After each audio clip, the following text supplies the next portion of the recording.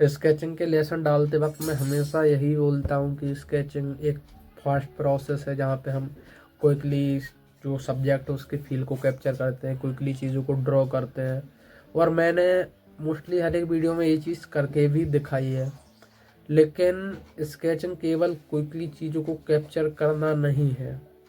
शायद ये बात थोड़ा सुनने में अजीब लग सकती है, लेकिन इसका डीप मीनिंग है।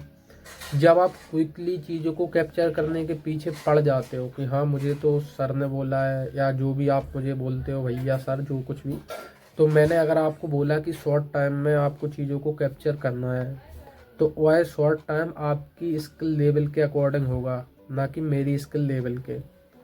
जब मैं अपने सही तरीके से प्रोसेस पर वर्क कर रहा हूँ तो हर दिन मैं इम्प्रूव कर रहा हूँ। तो जो इम्प्रूवमेंट मेरी हुई उसकी बेस पे मेरी आई स्ट्रेंड हुई, मेरा हैंड आई कोऑर्डिनेशन इम्प्रूव हुआ, जिसकी वजह से मैं किसी भी सब्जेक्ट को शॉर्ट टाइम में सिंप्लीफाई कर पा रहा हूँ, शॉर्ट टाइम में उसको ड्रॉ कर पा रहा हूँ। लेकिन अगर आप एकदम बिगनर हो, अभी आपने इस फील्ड में कुछ ज़्यादा नॉलेज नहीं है आपको, और आप अभी रेंडमली प्रैक्टिस कर रहे हो, आपने चीज़ें बस यहाँ वहाँ से देखी, तो ऐसी कंडीशन में अगर आप मेरे से स्पीड मैच करना चाहोगे या किसी अदर आर्टिस्ट से स्पीड मैच करना चाहोगे, तो वहाँ पे प्रॉब्लम क्या आएगी कि आप क्विकली उस चीज़ को ड्रॉ करने का तो ट्राई ज़रूर से करोगे, लेकिन आप उसको ड्रॉ नहीं कर पाओगे और वहाँ पे होगी आपकी गलतियाँ। फिर आप दूसरे पर्सन से उसको करोगे कंपेयर कि ये इतने फास्टली कर पा रहा है, मैं नहीं कर पा रहा हूँ। फिर यहीं पे सारी चीज़ें आती है, जो प्रेशर आता है कि आप फिर प्रेशर इतना लेते हो कि यार वो ये तो कर ले रहा है, मैं नहीं कर पा रहा हूँ। और प्रेशर ही सबसे बड़ा एक पॉइजन है जिसकी वजह से स्किल इम्प्रूव नहीं होती है। आपने किसी और को देख के खुद को किया कंपेयर, अब वहाँ पे हुआ क्या कि फिर आपने प्रेशर लेना स्टार्ट किया, यार ये तो इतना अच्छा कर रहा है। और ये कॉमन सी बात है, हर एक आर्टिस्ट के साथ होती है। बस कारण क्या है कि आपको खुद को समझाना है कि आपको खुद से कंपेयर करना है, ना कि किसी और से।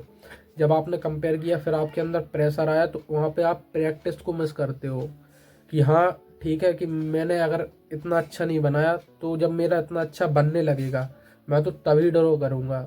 और जब तक आप ड्रॉ नहीं करोगे तब तक तो आपकी इम्प्रूवमेंट होने नहीं वाली, ये भी सही बात है। तो अगर आप यही सोचोगे कि जब तक मेरा उस लेवल का आर्ट वर्क नहीं हो जाता तब तक मैं कोई चीज़ ड्रॉ नहीं करूँगा, तो वहाँ पे आप ये भूल ही जाओ कि आपकी स्किल इम्प्रूव होने वाली है।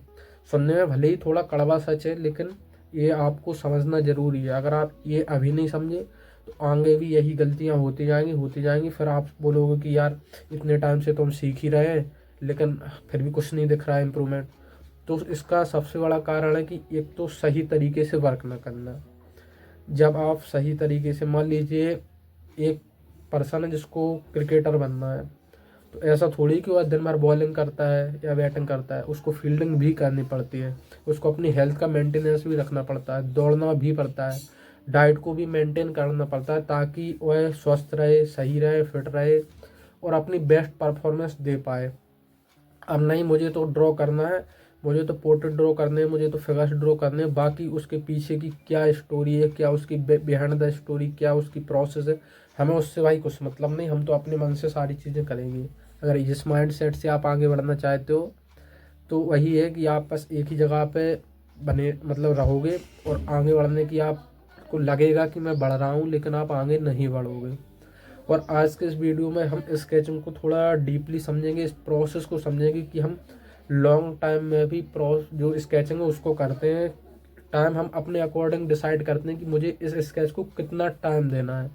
तो चलिए अब स्टार्ट करते हैं एक स्केच के साथ, और कुछ और डीप नॉलेज भी समझते हैं स्केचिंग के बारे में और साथ में फंडामेंटल्स के भी बारे में, ताकि आप डीपली अपने जो प्रोसेस है, जो वर्क है, जो अपनी स्किल है उस पर अच्छे से वर्क कर सको और स्किल को इम्प्रूव कर सको। तो चलिए स्टार्ट करते हैं। ये है हमारा रेफरेंस जिसको हम स्केच करने वाले हैं, और यहाँ पे हम बहुत ज़्यादा अच्छे से इसको प्रोसेस को समझेंगे। तो आप लोग अपने पेपर पेन को साथ में लीजिए और मेरे साथ स्केच कीजिए। अब यहाँ पे हम सबसे पहले उसके लाइन्स को देखते हैं कि कौन सी लाइन कहाँ पे जाएगी। और यहाँ पे एक चीज़ याद रखना कि कोई कर्वेड नहीं करना है बहुत ज़्यादा, और ऐसा कोई ज़रूरी नहीं है कि नहीं करना है। आपकी अगर ऑब्जर्वेशन तगड़ी है, आप अच्छे से ऑब्जर्व कर पा रहे हो, और स्केचिंग का यही बेनिफिट होता है कि हम एक तो क्विक फॉर्म में चीज़ें करते, तो वहाँ पे हमें बहुत ज़्यादा इतना नहीं है कि हमें हर एक लाइन को देखना। हमने क्विकली बड़े बड़े शेप्स को देखना है, बड़ी बड़ी लाइंस को देखना है, फ्लो को देखना है कि फ्लो किस तरफ है, बॉडी किस तरीके से मूव कर रही है, किस तरीके से बॉडी की मूवमेंट है। और मेनली यहाँ पे भी वही रीज़न है कि आपको वैल्यूज से ज़्यादा पहले अपनी ड्राइंग पर ध्यान देना है। ड्राइंग मतलब बेसिक जो कंस्ट्रक्शन है, कि भले ही आप स्केच कर रहे हो, जो स्केच डेवलपमेंट होता है, हम हमेशा बोलते हैं कि how to make portrait sketch, how to make still life sketch, how to make figure sketch. तो स्केच का एक्चुअल मीनिंग क्या है, उसके पीछे कभी लोगों ने सोचा ही नहीं। स्केच आप जब सर्च करोगे तो वहाँ पे आपके सामने आएगा एक बहुत अच्छा सा पोर्ट्रेट, जिसमें रियलिस्टिक पोर्ट्रेट, हाइट पर रियलिस्टिक फिगर, पेंटिंग इस टाइप की चीज़ें आती हैं, जिसकी वजह से हम एक तो जब वर्ड को सही से नहीं समझेंगे तो वहाँ पे उसको गलत करना तो कॉमन सी बात है। तो स्केचिंग का मैं बेसिक मतलब हमेशा से बताता आ रहा हूँ, जहाँ पे हम कोई फॉर्म में उसके किसी भी सब्जेक्ट के फील को कैप्चर करें। अब यहाँ पे मैं बस ये देख रहा हूँ कि जो उसका दांत है वह किस तरफ मूवमेंट कर रहा है और लगभग कितना बड़ा है। यहाँ पे आप एग्जैक्ट एकदम मैच नहीं कर सकते कि हाँ 4 सेंटीमीटर दिख रहा है तो 4 ही बने। और ये चीज़ अभी मेरा इतना एक्यूरेट बन रहा है, आपका शायद नहीं भी बन रहा हो, बहुतों का बन रहा होगा, बहुतों का नहीं बन रहा होगा। और यह इसलिए क्योंकि आपकी आई जितनी ज़्यादा ट्रेंड होती जाएगी, उतना ही अच्छे से आप लाइन को खींच पाओगे, उतना ही अच्छे से आप ऑब्जर्व करके सटीक सही एक्यूरेसी ला पाओगे। और यहाँ पे आप इरेज़र का यूज़, इसलिए बेसिकली हम कहते हैं कि हम इरेज़र का यूज़ क्यों नहीं करते। तो स्केचिंग में इरेज़र का यूज़ करना और ना करने के पीछे कोई कारण नहीं है, आप कर भी सकते हो, नहीं भी कर सकते हो। लेकिन बस हम जो कारण मैं मानता हूँ वह ये है कि स्केचिंग में जब हम इरेज़र का यूज़ करते हैं तो फिर हमारे हाथ में एक ऐसा टूल रहता है, फिर हम ये चाहते हैं कि हम हर चीज़ को एकदम एक्यूरेट ही बनाएं, जिसकी वजह से फिर वह स्केच नहीं रहता, वह बन जाती है आपकी स्टडी। इसलिए अपने स्केच को बनाते टाइम, ये स्केच और स्टडी में डिफरेंस मैं अभी आपको बताऊंगा होता क्या है। तो स्केचेस में बेसिकली जब आप सर्च करते हो तो पोर्ट्रेट आते हैं, लेकिन उसको हम स्केच नहीं बोलते। स्केच में जहाँ पे आप क्विकली आप चीज़ों को ड्रॉ करो, और जो आप देखते हो जो आते हैं यूट्यूब पे, उनको बोलते हैं हम फाइनल वर्क। जैसे कि अगर आप फाइनल वर्क में भी एक तो होता है जो हम दूसरों को दिखाने के लिए करते हैं, एक होता है हम जो स्टडी के लिए करते हैं, खुद के समझने के लिए। और यहाँ पे जो स्केचेस हैं वह किसी और को दिखाने के लिए नहीं, ये हमारी रिहर्सल है। यहाँ पे हम प्रैक्टिस करते हैं, अलग अलग चीज़ें ट्राई करते हैं। और यहाँ पे हम इसलिए ही जो इरेज़र है उसको अवॉइड करते हैं, ताकि हम, अगर मेरे से इस स्केच में गलती हो रही है तो हम फिर दोबारा से इसको स्केच कर लें। 5 मिनट 8 मिनट का टाइम कोई बहुत बड़ी बात नहीं होती, प्रैक्टिस अगर आप सही तरीके से इस फील्ड में जाना चाहते हो। तो यहाँ पे हम 5-8 मिनट ईजिली दोबारा उस स्केच को बनाते हैं, जिससे कि एक बार और हमारी प्रोसेस रिपीट हो जाती है। और यहाँ पे आप मेरे साथ साथ ऑब्ज़र्व करते हुए सारी चीज़ें करिए, ताकि आपको एक क्लियर गाइडेंस मिले कि आपको किस तरीके से करना है। जब आप, अब यहाँ पे जो हाथी का शेप है एक प्रकार से है पर्सपेक्टिव में जा रहा है, पीछे की तरफ आप देखो तो एक वेनिसिंग पॉइंट की तरफ जा रहा है, पर्सपेक्टिव में वेनिसिंग पॉइंट की तरफ जा रहा है। तो हाथी का फेस के कंपैरिजन में बॉडी थोड़ी छोटी है और वह दिख भी कम रही है। तो ये चीज़ आपको ऑब्ज़र्व करनी है कि हाँ हाथी ऐसे खड़ा है तो क्यों खड़ा है, ये उसका दांत अगर ऐसे तिरछा जा रहा है तो क्यों जा रहा है, ये पैर की मूवमेंट ऐसी जा रही है तो पिछला पैर अगर इस टाइप से दिख रहा है तो क्यों दिख रहा है। ये जब क्यों वर्ड आ जाता है तो वहीं पे आप एक्चुअल में फिर सही से देखना स्टार्ट करते हो। चाहे स्केच करो, चाहे स्टडी करो, चाहे फाइनल वर्क बनाओ, हम एक्चुअल में करते क्या है कि हाँ ड्रॉ करने पर ज़्यादा ध्यान देते हैं। लेकिन यही एक बहुत बड़ा रीज़न है जिसकी वजह से स्केचिंग इम्प्रूव नहीं होती है, या आपकी ड्राइंग स्किल भी इम्प्रूव नहीं होती है। क्योंकि जब आप ड्रॉ करने पर ध्यान देने लगते हो तो आप अपने सब्जेक्ट को देखना कम कर देते हो, और आप जितना कम सब्जेक्ट को देखोगे उतने ही गलतियों के चांसेस बढ़ जाते हैं। क्योंकि फिर आप जब वहाँ पर ड्रॉ करते हो तो वहाँ पे आप अपने माइंड के अकॉर्डिंग ड्रॉ करते हो, जो आपके माइंड में चीज़ें चल रही होती हैं, जैसा आप उसको सोच रहे होते हो, ना कि जैसा वह दिख रहा होता है। एक एग्जाम्पल से समझिए, हम बचपन से आम को देखते आ रहे हैं, सभी ने देखा होगा। तो आम एक्चुअल में हम जैसा बचपन में देखते आ रहे हैं वैसा होता नहीं है। आप अगर आप घर पे आम लेके आना, अभी गर्मियों का सीज़न आ रहा है तो घर पे आम लेके आओगे तो आप देखना अलग अलग वैरायटी के आम आते हैं, उनके शेप भी अलग होते हैं। कोई गोल सा होता है, कोई लंबा सा होता है, कोई तोते की चोंच जैसा होता है। तो उनके शेप एक्चुअल में वैसे होते ही नहीं जैसे हम देखते आ रहे हैं। हाँ, लेकिन बचपन से ही हमको आइडेंटिफाई करा दिया ये मैंगो होता है, ये एप्पल होता है। और एक्चुअल में हमारे माइंड में ये इसलिए ताकि हम आइडेंटिफाई कर सकें। और हमारे माइंड में अगर कोई हमसे बोले कि सेव खाएगा भाई या सेव खाओगी आप, तो आपके माइंड में उसका अपने आप एक चित्र बन जाएगा कि हाँ ये एप्पल ऐसा होता है। लेकिन कोई ऐसा एनिमल या ऐसा फ्रूट या कुछ भी ऐसी चीज़ जो आपने ना देखी हो, तो मैं अगर आपको सामने उसका नाम लूँ तो आप शायद एक बार उसके बारे में एक्चुअल में सोचोगे और शायद मुझसे पूछ भी लो कि यार ये क्या होता है। तो यहाँ पे जब आप कोई भी चीज़ स्केच करो, कोई भी चीज़ की स्टडी करो, तो वहाँ पे ये भूल ही जाओ कि आप एलिफेंट को ड्रॉ कर रहे हो, कि आप एक एप्पल को ड्रॉ कर रहे हो या एक हाउस को या ट्री को, कुछ भी ड्रॉ कर रहे हो। जब आप इस तरीके से सोचोगे तो ऑटोमेटिकली इम्प्रूवमेंट होगी। अब यहाँ पे मैं जो वैल्यूज़ दे रहा हूँ तो यहाँ पे बहुत ज़्यादा एक्यूरेसी की ज़रूरत नहीं है।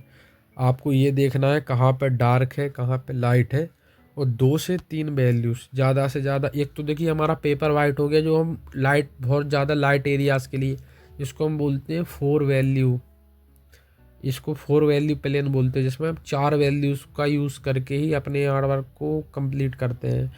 और यहाँ पे हम क्विकली यह चीज़ कर रहे हैं तो स्केचिंग में काफ़ी ज़्यादा हेल्प करते हैं। और कई बार हम 2 वैल्यूज़ का ही यूज़ करते हैं। वहाँ पे हम एक तो बहुत ज़्यादा जो सबसे एक कोई सी भी वैल्यू ले लेते हैं, और एक हमारा पेपर रहता है, तो वहाँ पे हम 2 वैल्यू रहती हैं उनका यूज़ करके स्केचिंग करते हैं। और एक्चुअल में ये चीज़ें इसलिए ही हम समझते हैं ताकि हम स्केच फास्ट कर सकें। स्केचिंग आप जितना अच्छा करोगे उतना ही फिर बाकी की चीज़ें आप आइडेंटिफाई करोगे। अब एक बात बताइए, जब यहाँ पे आप स्केच करते हो और जो स्टडीज़ करते हो वह आपस में इंटरकनेक्टेड रहती है। आपने स्टडी की, वहाँ पे आपकी आई ट्रेन हुई गलतियाँ देख पाने के लिए। आपने फिर जितना बेहतर गलतियों को देखना सीखा उसके बेस पे आपने किए स्केचेस। और ये चीज़ें स्केचेस आप डेली करते हो। स्टडीज़ भले ही आपका शेड्यूल जैसा हो कि आज मुझे ये करना है, या अगर कलर सीख रहा हो तो कलरिंग की स्टडी या वैल्यूज़ की स्टडी, वो आपका शेड्यूल है। लेकिन स्केचिंग एक ऐसी चीज़ है जिसको आप रोज़ कर सकते हो, 15 से 20 मिनट, आधे घंटे। तो जब आपको गलतियाँ देखना आ जाएगा, फिर आप जब स्केच करोगे तो वहाँ पे आपको गलतियाँ फिर दिखेंगी, फिर आप उसको क्विकली इम्प्रूव कर पाओगे, क्विकली उनको सही करना सीखोगे।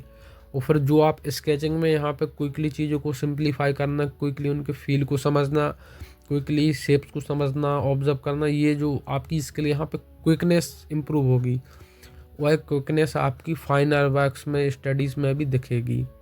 तो यहाँ पे आप देखिए हमने एक और स्केच को, जो एक और सब्जेक्ट है, एक और अलग टाइप का जो उसका एंगल है उसको लिया है एलिफेंट को। तो आप यहाँ पे जो भी कर रहे हो वह स्टडीज़ के टाइम पे आपको बहुत ज़्यादा काम आएगी। अब यहाँ पे जस्ट हमने उसके फेस को आइडेंटिफाई किया कि इतने में उसका फेस आएगा, इतने में उसकी सूंड आएगी। तो बस ऐसे ही आप करते हो 2-4 लाइन में। यहाँ पे मैं कम लाइन्स का यूज़ कर रहा हूँ, आप ज़्यादा लाइन्स का यूज़ कर सकते हो। उसके बॉडी के पीछे वाले पार्ट को, आगे वाले पार्ट को आप अपने अकॉर्डिंग कुछ स्ट्रेट लाइन में एक ब्लॉक कर सकते हो। इसको हम बोलते हैं ब्लॉक एंड मेथड। इसको करने से होता क्या है कि जब आप, कई बार ऐसा होता है कि हम बनाते हैं तो बनाते बनाते पेपर ख़त्म ही हो जाता है। और यह कॉमन सी बात है, बहुत सारे आर्टिस्ट के साथ होती है, मेरे साथ भी कई बार हुई है। लेकिन अब ऐसा नहीं होता।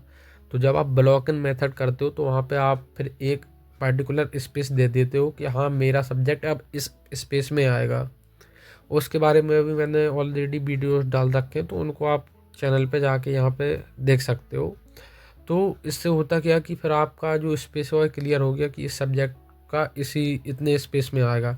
फिर उसी के अंदर आप उसको फिर और ब्रो करते हो और तोड़ते हो और तोड़ते हो। इसको आप इस तरीके से समझ सकते हो जिस तरीके से पत्थर की मूर्ति बनती है।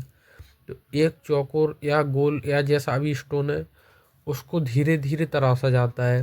पहले उसमें बड़े बड़े शेप्स बनाए जाते हैं, फिर उससे छोटे, फिर उससे छोटे, फिर उससे छोटे, और इसी तरीके से हम अंदर जाते जाते जाते जाते और फिर बाद में एक खूबसूरत सा स्कल्पचर बन जाता है।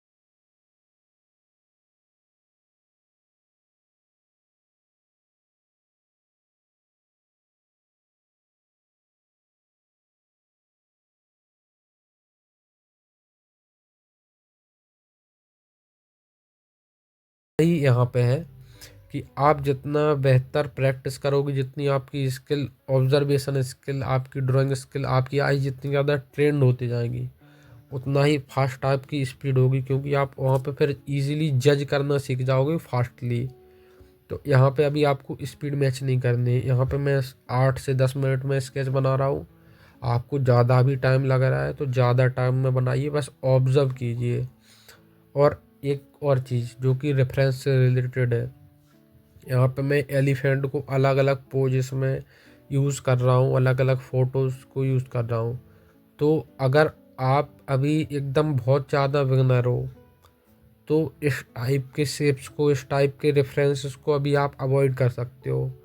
क्योंकि एक गलती जो लोग करते हैं कि वह ऐसे रेफरेंसेस बहुत ज़्यादा देख के डिफ़िकल्ट रेफरेंसेस ले लेते हैं, जिसकी वजह से फिर उनको वह स्केच करने में, ड्रॉ करने में काफ़ी ज़्यादा प्रॉब्लम फेस करते हैं और उनको लगता है शायद मेरा टैलेंट कम हो गया, मैं तो इस चीज़ को नहीं कर पाऊँगा, ये चीज़ मेरे लिए नहीं बनी। एक्चुअल में ड्राइंग एक स्किल है जो कि हर एक बंदा सीख सकता है, हर एक पर्सन सीख सकता है। तो आप अगर सीख रहे हो या सीख रही हो तो आप स्टार्टिंग में simple subject like still life में फ्रूट्स, अलग अलग फ्रूट्स को देखिए, उनकी अलग अलग कंपोजिशन आप गूगल पर सर्च करोगे तो इजीली मिल जाएगी। और हो सके तो आप खुद भी घर में जैसे सब्जियां पड़ी रहती हैं या बर्तन रखे रहते हैं, उनको आपस में रख के, क्योंकि मैंने कुछ वीडियोस यहाँ पे कंपोजिशन के बारे में भी लाइट को समझाने के लिए डाले हैं, तो आप उनको देख सकते हो और मैं आगे भी डाल दूंगा। तो उनको अरेंज करके साथ में रख के देखो कौन सी चीज़ अच्छी लग रही है, उनकी फ़ोटोज़ क्लिक करो, उनको लाइव स्केच करो। तो स्टिल लाइफ एक सबसे अच्छा सब्जेक्ट है किसी भी आर्टिस्ट के लिए, जो कि आप स्टडी करो चाहे आप उससे स्केच करो उसको समझने के लिए, क्योंकि वहाँ पे एक्चुअल में जो बेसिक शेप्स रहते हैं वह बहुत ज़्यादा रहते हैं, जिसकी वजह से आप जो प्रोसेस है उसको अच्छे से समझ पाते हो, जो लाइन्स है, शेप्स है, उन सारी चीज़ों को समझ के अच्छे से कर पाते हो, फिर वही अंडरस्टैंडिंग बाकी के सब्जेक्ट में आपके काम आती है। अगर आप थोड़ा बहुत अच्छा कर लेते हो तो भी मैं यही सलाह दूंगा कि आप स्टिल लाइफ से स्टार्ट करो, फिर धीरे धीरे बर्ड्स की तरफ शिफ्ट करो। बर्ड्स एक काफ़ी अच्छा जो सब्जेक्ट है, उसमें आपको फ्लो में काफ़ी अच्छा मज़ा आएगा फ्लो में काम करने के लिए। फिर देन आप धीरे धीरे धीरे उसमें भी बर्ड्स की अलग अलग वेराइटीज़ होती हैं, उनको करके डिफ़िकल्टी बढ़ा के धीरे धीरे अलग अलग एनिमल्स की तरफ शिफ्ट कर सकते हो। देन आप पोर्ट्रेट और फिगर्स की तरफ भी शिफ्ट कर सकते हो। लेकिन वही है, जैसा कि मैंने बताया कि स्टार्टिंग से अगर आप क्लास 2 के स्टूडेंट हो तो 10th का सिलेबस नहीं पढ़ना है, इसलिए अभी आपको स्टार्टिंग में सिंपल सब्जेक्ट को लेना है। तो यहाँ पे अब फिर वही है कि लाइट और डार्क को आपको समझना है, तो इस प्रोसेस को आप जितना दोहराओगे उतना आपको समझ में आएगा कि कहाँ पे कितना लाइट करना है, कितना डार्क करना है, कहाँ पे कैसी लाइन। और एक और चीज़, इसको हम बोलते हैं कंपैरेटिव मेजरमेंट, जहाँ पे हम कंपेयर करते हैं जो कि वैल्यूज़ देते हैं टाइम। यहाँ पे जैसे हम 4 वैल्यूज़ का यूज़ कर रहे हैं तो हम कंपेयर करते हैं कि हाँ ये वैल्यू को हम सबसे ज़्यादा डार्क वैल्यूज़ देंगे, इनको हम लाइट में रखेंगे, और जो मिड टोन होते हैं इनको ये वैल्यूज़ में रखेंगे। तो हम एक दूसरे से कंपेयर करते हैं कि यहाँ किसको कितना डार्क देना है, किसको कितना डार्क नहीं देना है, किसको लाइट रखना है। तो ये कंपेरेटिव मेजरमेंट हर एक स्टेज में होता है, चाहे आप लाइंस खींच रहे हो तो वहाँ पे भी, वो वैल्यूज़ दे रहे हो तो वहाँ पे भी। इसलिए हर एक चीज़ को कंपेयर करते हुए चला करो, और एक लाइन के कंपेरिजन में दूसरे का एंगल क्या है, एक वैल्यू के कंपैरिजन में दूसरी वैल्यू कितनी लाइट है या डार्क है, और कितनी अगर है तो वह कितना है। फिर उसके बाद फिर तीसरी वैल्यू से कंपेयर किया कि इससे लाइट है कि डार्क है। तो जब आप इस तरीके से कंपेयर करोगे तो फिर आप स्केच करो चाहे स्टडी, तो automatically with the time period आपकी इम्प्रूवमेंट होगी और आपका वर्क ऑटोमेटिकली अच्छे से अच्छा होता चला जाएगा।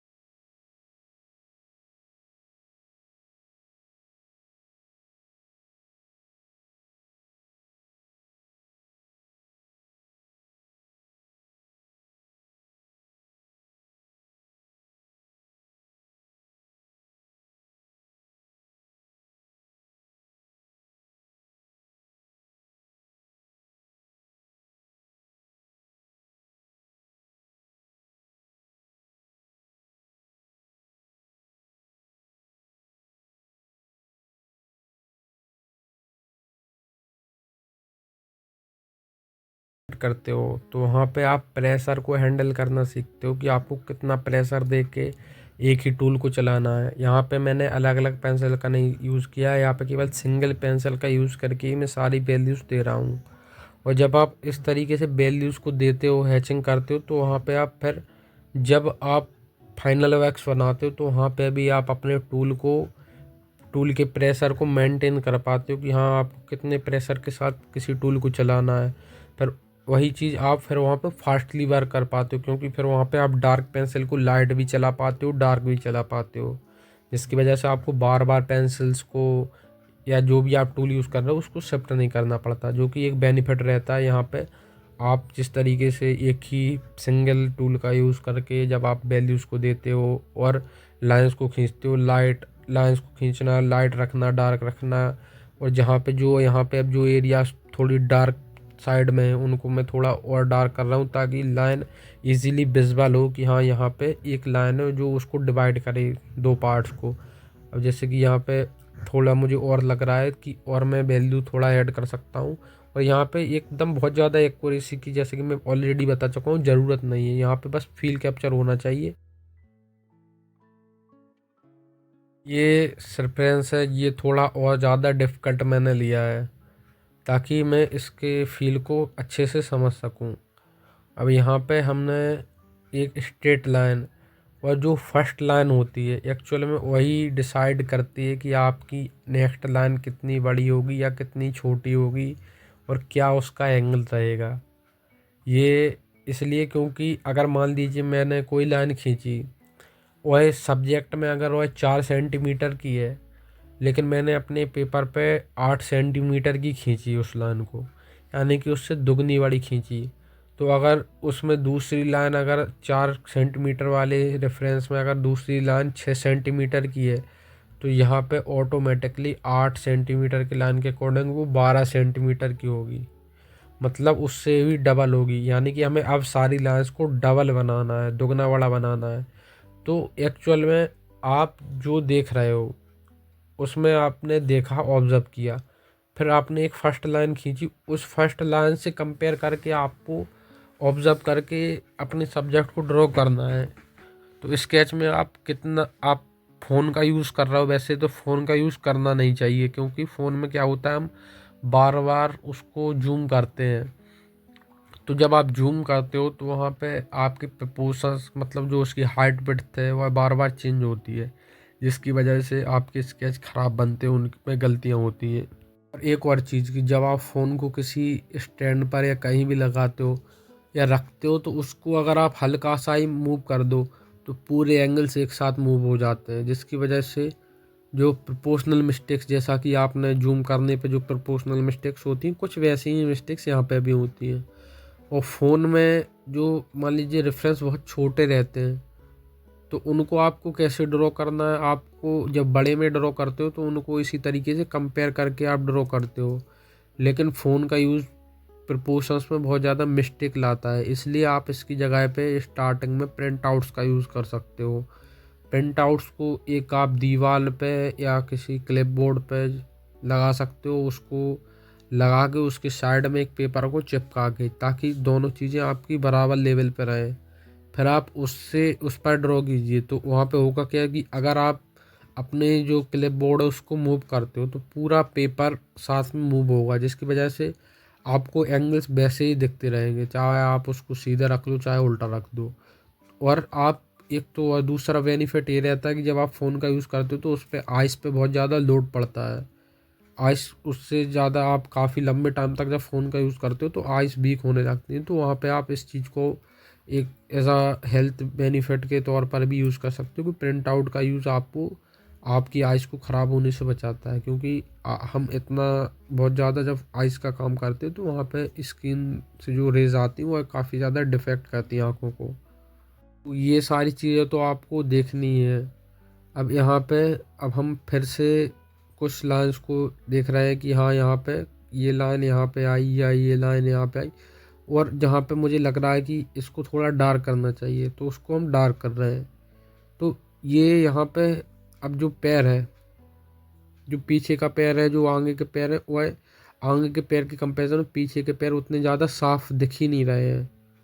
तो आपको यह चीज़ एक्चुअल में देखनी है कि हाँ क्या दिख रहा है क्या नहीं दिख रहा है। अब मान लीजिए हम कई बार ऐसा करते हैं कि हमने ये सोच लिया कि ये हाथी है, और एक बार मैं अपने कुछ स्टूडेंट्स को लेके आउटडोर पेंटिंग गया था, तो वहाँ पे मैंने एक्चुअल में ये चीज़ काफ़ी ज़्यादा फेस करी कि मैं आउटडोर पेंटिंग कर रहा था, तो मैंने उनसे बोला कि जो सामने दिख रहा है उसको ड्रॉ करो। तो उन्होंने कैसे ड्रॉ किया कि उन्होंने एक स्क्वायर बना दिया और उसके चारों तरफ कुछ डंडे लगा दिए, बोले ये खेत है। मैंने फिर उनको बैठा के समझाया कि क्या जो सामने तुमको दिख रहा है वो इसी तरीके से दिख रहा है।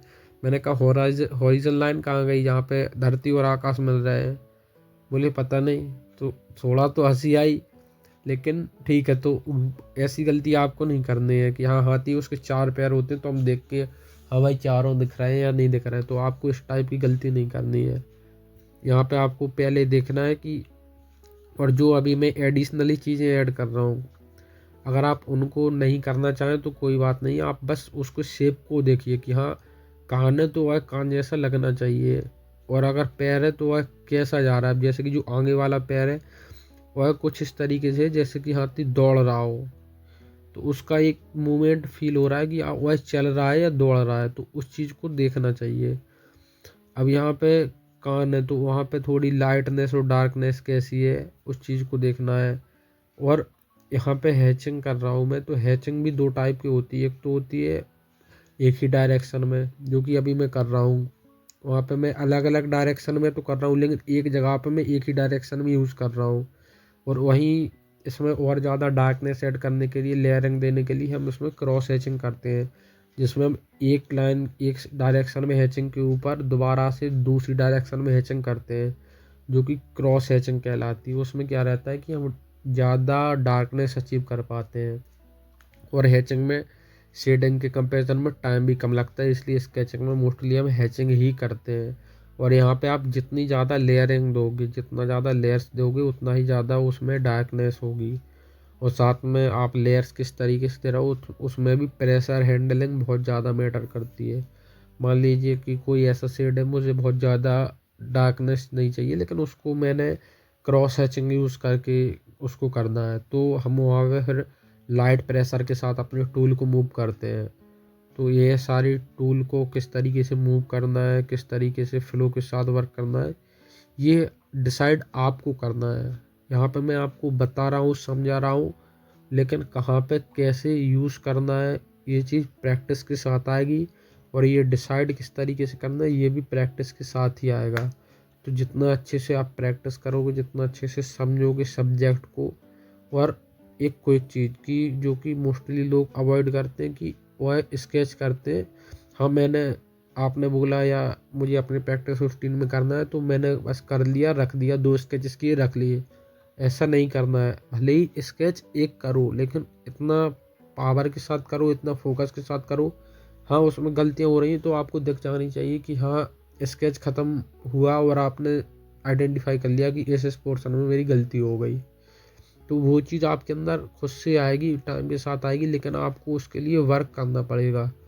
आप अगर ये सोचो, क्योंकि मोस्टली आर्टिस्ट आज के टाइम पे हर एक पर्सन, मोस्टली आर्टिस्ट क्या हर एक पर्सन यही सोचती है कि मैं शॉर्ट टाइम में वो चीज़ सीख जाऊँ।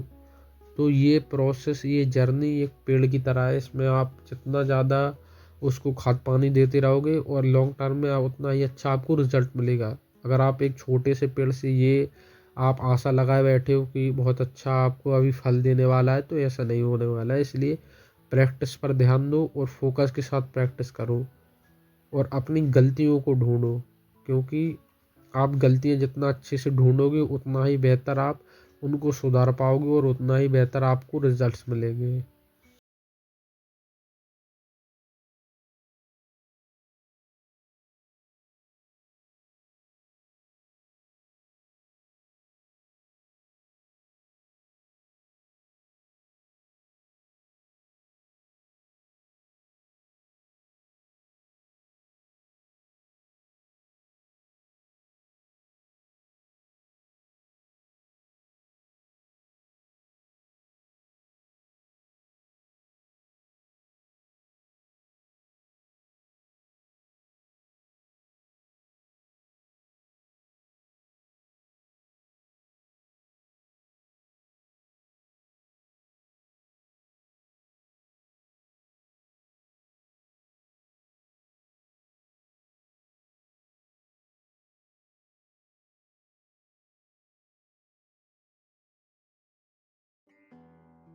अब इस वाले रेफरेंस में जो हमारे श्रीमान हाथी महोदय हैं वो कहीं टहलने जा रहे हैं, शायद मॉर्निंग वॉक पर जा रहे हैं। तो अब हम इनको इसी अवस्था में ड्रॉ करने वाले हैं। तो वही अपना फंडा कि आपको करना है लाइन से स्टार्ट। आप कर्व से भी स्टार्ट कर सकते हो, लेकिन यहाँ पे करेंगे हम लाइन से स्टार्ट। और यहाँ पे हमने देखा कि यहाँ पे उसका दांत आने वाला है, तो उसका भी एक थोड़ा सा मार्क्स दे दिया कि हाँ यहाँ पे आएगा। अब हम बनाएंगे उसकी सूंड को। जो सूंड काफ़ी ज़्यादा फ्लो में जा रही है, तो उस फ्लो को आपको बस देखना समझना है और ड्रॉ कर देना है, बिना ये सोचे गलती होगी कि नहीं होगी। क्योंकि एक्चुअल में हम जब कोई चीज़ देखते हैं तो वहाँ पे हम बस ये देखते ही सोचते हैं हाँ इसको मैं ऐसे ड्रॉ करूँगा, इसको ऐसे ड्रॉ करूँगा। फिर उसी को सोचने में टाइम लग जाता है कि हम कैसे ड्रॉ करेंगे, फिर हम उसको ड्रॉ नहीं करते हैं। तो स्केचिंग का फ़ायदा यही है कि आप सोचे हो तो उसको अपने अकॉर्डिंग ड्रॉ करके देखो। अब मेरा यहीं पे अगर मन कर रहा है कि मैं हाथी के ऊपर अगर एक पर्सन को बैठा दूँ, तो स्केचिंग में वो करूँगा। फिर अगर मुझे वो चीज़ पसंद आई तो किसी भी फाइनल वर्क में मैं इस चीज़ को ऐड कर सकता हूँ। इसी चीज़ को अगर मैं चाहूँ तो बना सकता हूँ, या पर्सनली उसी सब्जेक्ट को मेन अपना सब्जेक्ट बना के एक पेंटिंग बना सकता हूँ। तो वो चीज़ आपके ऊपर तभी आप उस चीज़ को कर पाओगे जब कई बार ड्रॉ कर लोगे। और एक और चीज़ जो काफ़ी ज़्यादा आर्टिस्ट को परेशान करती है रेफरेंस को लेकर, कि हम रेफरेंस को कैसे डिसाइड करें, कौन से रेफरेंसेस को हम चुनें। तो उसके लिए सबसे उत्तम है आपकी स्केचिंग। क्योंकि आप जब स्केच करते हो तो वहाँ पे आपका टेस्ट डेवलप होता है, क्या चीज़ अच्छी लग रही है, क्या ख़राब लग रही है। और आप जब भी घूमने जाया करो तो वहाँ पे आप अगर हो सके तो कोई चीज़ अगर आपको अच्छी लग रही तो उसका स्केच बना सको तो वहीं पे बना लिया करो, नहीं तो आप फ़ोटो क्लिक कर लिया करो। इससे आपको कंपोजिशन, जो कि काफ़ी ज़्यादा इम्पोर्टेंट चीज़ है, उस अगर आपके वर्क की कंपोजिशन आर्ट वर्क की सही है तो वो आप उसकी और आपकी ड्राइंग सही है तो आपका अगर कलरिंग उतना अच्छा नहीं है तो भी आपका आर्ट वर्क काफ़ी ज़्यादा अच्छा लगता है।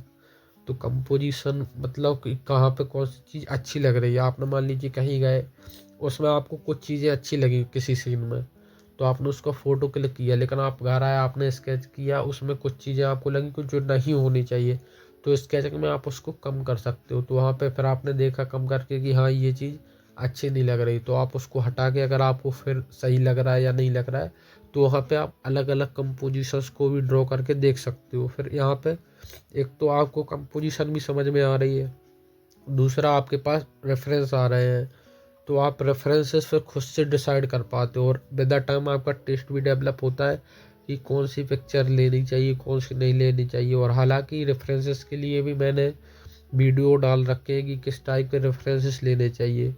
और जब आप ड्राइंग की प्रैक्टिस कर रहे हो यहाँ पे, जैसे कि हम जो स्केच कर रहे हैं वो मेनली वहाँ पे हमारा पर्पज़ है स्ट्रक्चर को समझना, फील को समझना कि क्या जो सामने दिख रहा है उसका वैसा बन पा रहा है या नहीं। तो यहाँ पे हम किसी भी टाइप के जो रेफरेंसेस उनका यूज़ कर सकते हैं। लेकिन जब हम पर्टिकुलर वैल्यूज़ पर वर्क करते हैं या किसी फ्लो पर काम कर रहे हैं, लाइन क्वालिटी पर काम कर रहे हैं, तो वहाँ पे हमें, या जेस्चर्स पर काम कर रहे हैं, तो वहाँ पे हमें उसके अकॉर्डिंग सब्जेक्ट्स को लेना पड़ता है, ताकि हम जो एक्चुअल में जिस पर्टिकुलर चीज़ के लिए स्टडी कर रहे हैं, स्केच कर रहे हैं, तो उस पर्टिकुलर चीज़ के अकॉर्डिंग हम उसको सही तरीके से कर सकें। और जो पेंटिंग्स आप बनाते हो, जो भी आप आर्ट वर्क बनाते हो बहुत ज़्यादा टाइम लगाकर, उनको हम बोलते हैं फाइनल वर्क। लेकिन जो स्टडीज़ होती है वह भी दो टाइप की होती है। एक तो होती है शॉर्ट आवर स्टडी, जो कि स्केचिंग भी शॉर्ट आवर स्टडीज़ का ही एक टाइप है, एक नाम है, मतलब जहाँ पे हम कम टाइम में कोई भी चीज़ ड्रॉ करें। अब इसी में अगर हम 1 घंटे लगा के थोड़ा और अच्छे से उसको सुधार के उसमें और अच्छे से अगर मैं ऑब्जर्वेशन के साथ वर्क करूँ तो वो भी एक शॉर्ट आवर स्टडी हो गई। लेकिन उसके साथ लॉन्ग आवर स्टडीज़ को करना भी ज़रूरी है।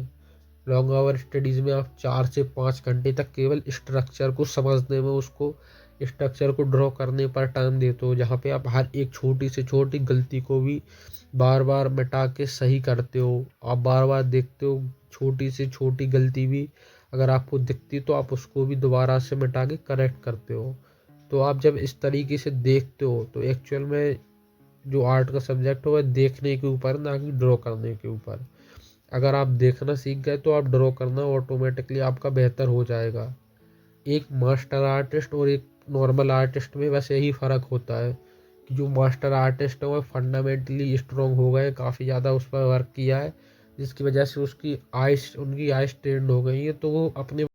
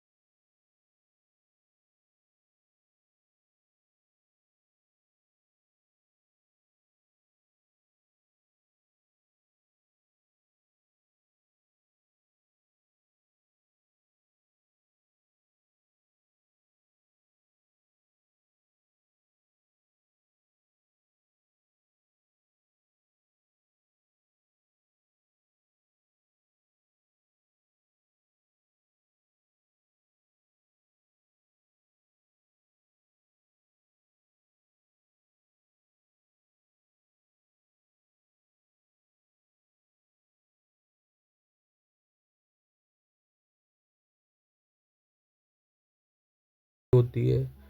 और जब आप पहले ही एक डार्क टोन, जो सबसे ज़्यादा डार्क टोन आप दे देते हो, तो फिर आपको पता रहता है कि इससे डार्क अब नहीं जाया जा सकता है, तो बहुत ज़्यादा डार्क एरियाज़ के लिए आप उस टोन को देते हो, फिर उसके बाद उससे कम वैल्यूज़ को आप देते हो, फिर उसके अकॉर्डिंग फिर सारा वर्क आपका सही लगता है। और यहाँ पे फिर आप एक टूल का यूज़ करके ही पूरा अपना वर्क कंप्लीट कर सकते हो। इसलिए डार्क टोन से स्टार्ट किया करो, जो सबसे ज़्यादा डार्क वैल्यू आपके वर्क में हो उससे स्टार्ट किया करो, इससे कि आप इजीली जो सब्जेक्ट का फील है उसको कैप्चर कर पाओगे और उसमें वैल्यू।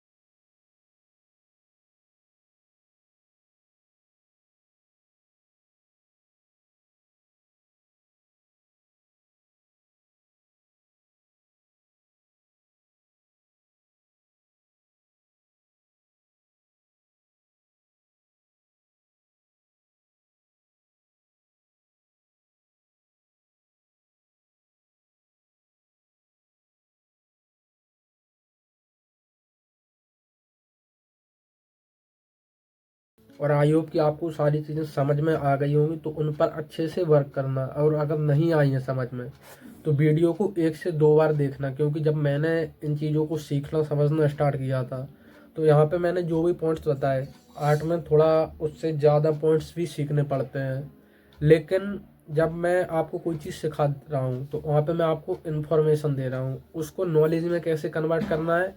जब आप उस पर वर्क करोगे तो आप वहाँ पे ये भी सीखोगे कि क्या मैंने सही चीज़ें की इसमें, क्या मैंने गलतियाँ की। और जो गलतियाँ होती हैं अक्सर हम उन्हीं से सीखते हैं। हर एक फेलियर आपको सिखाती है कि अब आपको ये नहीं करना है। तो जब आपने गलती की तो उससे आपकी नॉलेज इम्प्रूव हुई कि ये गलतियाँ होती हैं इस वर्क में, इस चीज़ में, इस एक्सरसाइज में, तो वो फिर आपको नहीं करनी और धीरे धीरे इम्प्रूव करना है। अब मैं अपना थोड़ा इंट्रोडक्शन भी दे देता हूँ। मेरा नाम है आदर्श और मैं एक आर्टिस्ट हूँ और मैं पिछले 2-3 सालों से इस फील्ड में काफ़ी अच्छे से वर्क कर रहा हूँ। और और अभी फ़िलहाल में मैंने चैनल स्टार्ट किए कुछ 6-7 महीने पहले, तो जिससे कि मैं जो आप जैसे आर्टिस्ट हैं, जो एस्पायरिंग आर्टिस्ट हैं, क्योंकि मैं भी उस टाइम पे जब मैंने सीखना स्टार्ट किया था तो काफ़ी ज़्यादा कन्फ्यूज़न थे। इवन मैं तो ये भी सोच रहा था कि किसी यूनिवर्सिटी में एडमिशन ले लूँ। तो फिर बाद में मैंने जब सीखा तो वहाँ इस फील्ड में डिग्री का कोई वैल्यू नहीं है। आपकी स्किल जितनी ज़्यादा अच्छी होगी आप ऑटोमेटिकली उतना अच्छा ग्रो करोगे। तो फिर मैंने जो अपनी डिग्री है उसको छोड़ दिया। मतलब मैंने जो अप्लाई किया था उसमें फिर मैंने एडमिशन नहीं लिया। हालांकि मेरा सिलेक्शन तो हो चुका था, लेकिन मैंने फिर डायरेक्ट अपनी स्किल के ऊपर डीपली वर्क करना स्टार्ट किया। तो 2 साल मुझे लगे जो समझने में। देखिए, आप सीखना स्टार्ट कोई चीज़ करोगे तो आप लाइफ टाइम उसको सीखोगे, लाइफ टाइम वह ख़त्म नहीं होने वाली। उसमें कुछ ना कुछ आप सीखते ही रहोगे अगर आपके अंदर सीखने की काबिलियत है तो। ठीक है, लेकिन आपको ये समझना ज़रूरी है कि आपको किस तरीके से सीखना है। एक साइंटिस्ट होता है, वह एक्सपेरिमेंट करता है। पहले वह बेसिक नॉलेज लेता है कि किस केमिकल से, या एक फिजिक्स का जो साइंटिस्ट है, जो इलेक्ट्रिक साइंटिस्ट है, तो उसको पता होता है कि कौन सी चीज़ कैसे वर्क करती है। फिर उसके बाद वह उन सारी चीज़ों को मिला जुला के कितना ही एक्सपेरिमेंटेशन करे तो उसको सारी चीज़ें समझ में आती हैं।